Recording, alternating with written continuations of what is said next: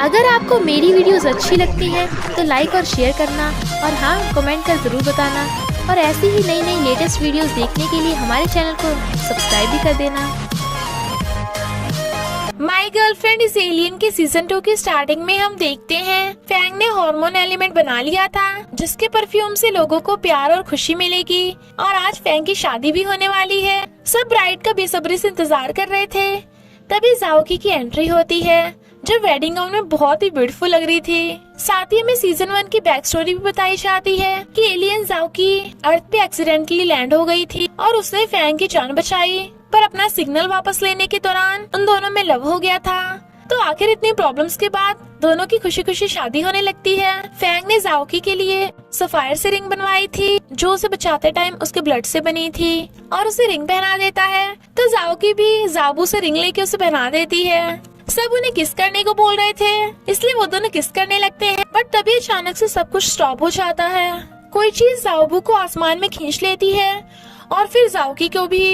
Fang ने उसका हाथ पकड़ रखा था और स्पेसशिप उसे ले जाती है। अब जाओकी एलियन प्लेनेट यानी केप टाउन की जेल में बंदी थी, क्योंकि उसने एक इंसान से प्यार करने का जुर्म किया था, और केप टाउन के ऑफिसर्स उसे लाइफ टाइम कैद में रखने को बोल रहे थे। पर एक नकाब वाला एलियन आकर बताता है कि जाओकी पे अर्थ के हार्मोन्स का असर हो गया था, और फैंगलैंग के पास हार्मोन एलिमेंट है, जो कि हमारे प्लेनेट के लिए खतरा हो सकता है। इसलिए हम जाओकी को ऐसे फैंगलैंग की वाइफ यूज करके हार्मोन एलिमेंट वापस ला सकते हैं। इसलिए जाओकी फैंग के साथ वाली सारी मेमोरीज अपनी रिंग में स्टोर कर लेती है, और फिर एलियन जाओकी की सारी मेमोरी डिलीट करके उसके दिमाग में ये फीड कर दिया जाता है कि फैंग उसका हस्बैंड बहुत बुरा है, यानी जाओकी का सैया साइको। जाओबू भी एक लड़की में ट्रांसफर हो गई थी, तो बड़ा खुश होती है। अब वो दोनों हार्मोन एलिमेंट लेने अर्थ पे जा रहे थे, जो कि उन्हें रिंग में इकट्ठा करना था।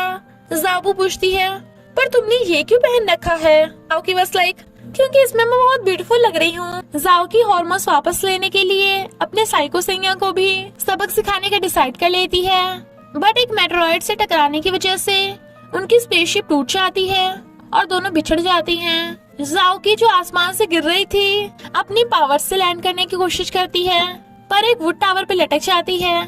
फैंग उसे देख के हैरान, ड्रेस फटने से वो गिरने वाली थी, तो वो उसके लिए सोफा बिछा देता है, बट वो तो उसी के ऊपर लैंड कर जाती है, जिससे बेचारे का तो कुछ उम्र हो गया था।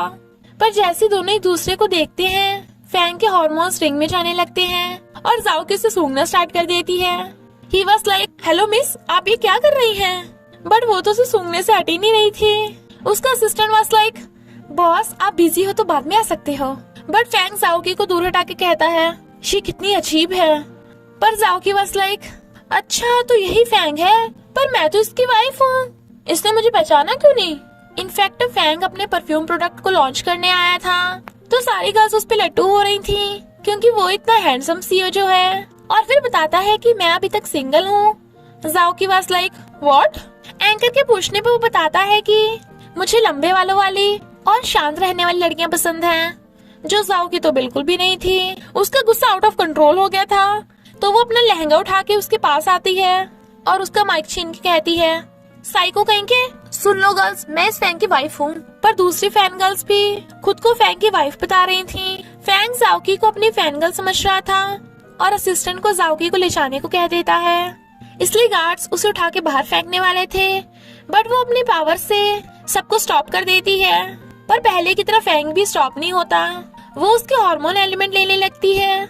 ही वाज लाइक, ये कर क्या रही हो? वो सोचती है, ये क्यों नहीं स्टॉप हुआ? पर एलियन बोल के वहाँ से गायब हो जाती है। सब कुछ नॉर्मल हो गया था। मॉम बोल रही थी कि फैंगलैंग बिल्कुल नल्ला है, हम फैंगली को कंपनी का सीईओ बनाएंगे, और उन्होंने फैंगली को फॉरेन में स्टडी करने के लिए भेजा था।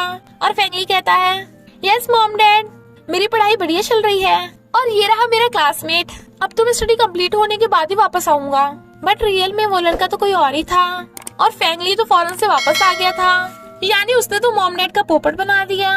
एक लड़की को काफी टाइम से वहीं पड़ा देख पुलिस उससे पूछने चाहती है। अपने टेक ब्रेन से देखती है कि वो कम एनर्जी की वजह से अपनी पावर्स यूज नहीं कर सकती, और ये पुलिस वाले उसे पकड़ने आए हैं, इसलिए वो भाग पड़ती है। अब उसे भागता देख पुलिस भी उसके पीछे लग जाती है।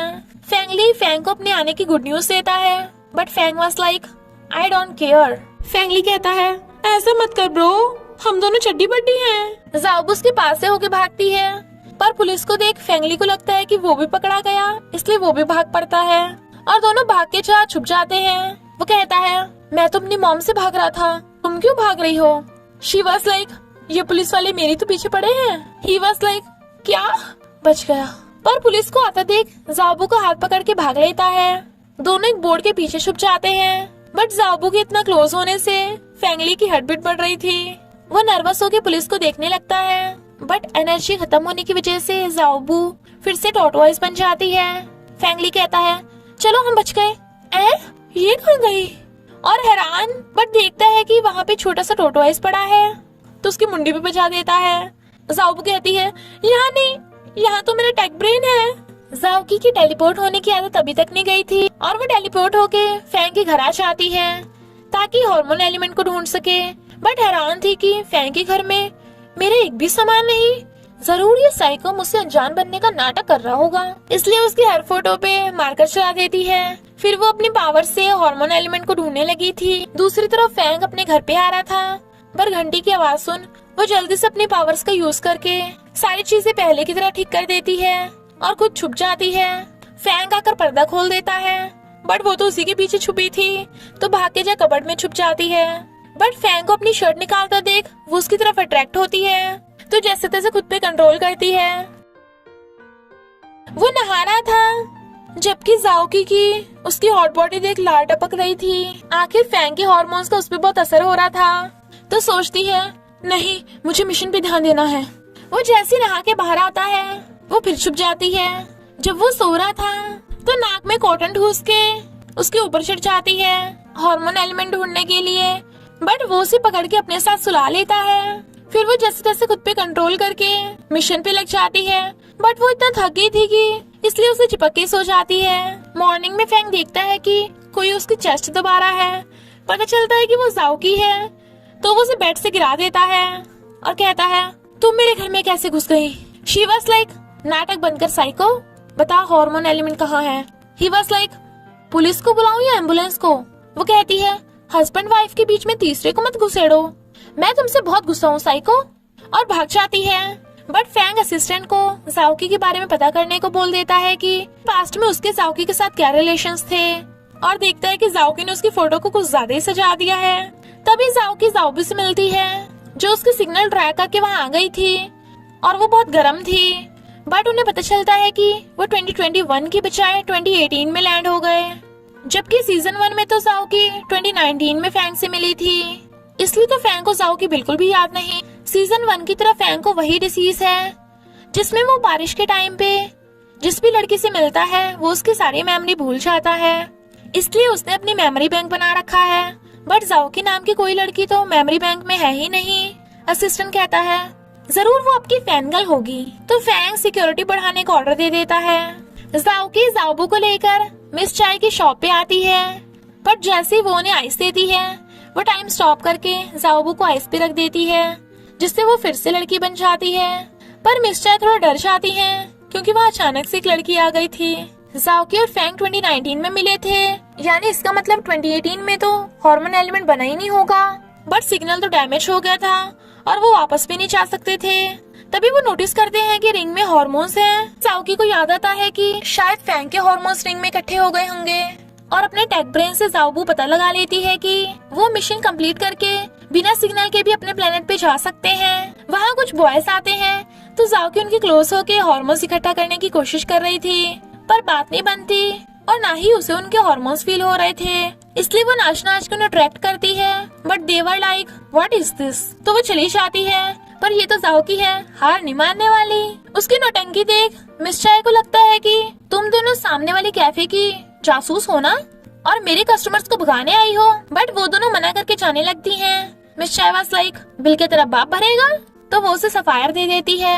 बट वो उन्हें उठा के बर्तन धोने पे लगा देती हैं, क्योंकि उन्हें क्या पता कि वो कांच का टुकड़ा नहीं सफायर है। वो दोनों इतना तो समझ गई थी कि हार्मोन्स तो हमें सिर्फ फैंग से ही मिल सकते हैं। जाओकी उसे लेके गायब हो जाती है, पर ये देख मिस चाय को तो झटका लग जाता है और वो बेहोश। इनफैक्ट जाओकी जाओबू को लेके टेलीपोर्ट हो गई थी। फैंग वहीं पे आ रहा था, तो जाओकी उसे रोक के अपना सेक्सी डांस दिखाने लगती है। बट लट्टू होने की बजाय ही वाज लाइक, तुम्हें क्या लगता है तुम मुझे नाच नाच के पटा लोगी? वो हाँ करती है, बट वो उसे इग्नोर करके चला जाता है। शी वाज लाइक, इसके हार्मोन्स इकट्ठे क्यों नहीं हुए? अब मैं घर कैसे जाऊंगी? और देखती है कि एक कार फैंग से टकराने वाली है, तो वो टाइम स्टॉप करके फैंग को पकड़ के खींच लेती है। बट फैंग उसकी बाहों में, क्योंकि उसने उसे बचा लिया था, और उसे देखने लगता है, जिससे उसके हार्मोन्स रिंग में इकट्ठे होने लगे थे। साओकी तो एकदम हैरान थी और कहती है, यानी वो तुम ही हो? और इसी के साथ पार्ट 1 का एंड हो जाता है। तो बस थोड़ा सा इंतजार करना, फिर मिलेंगे नेक्स्ट पार्ट में।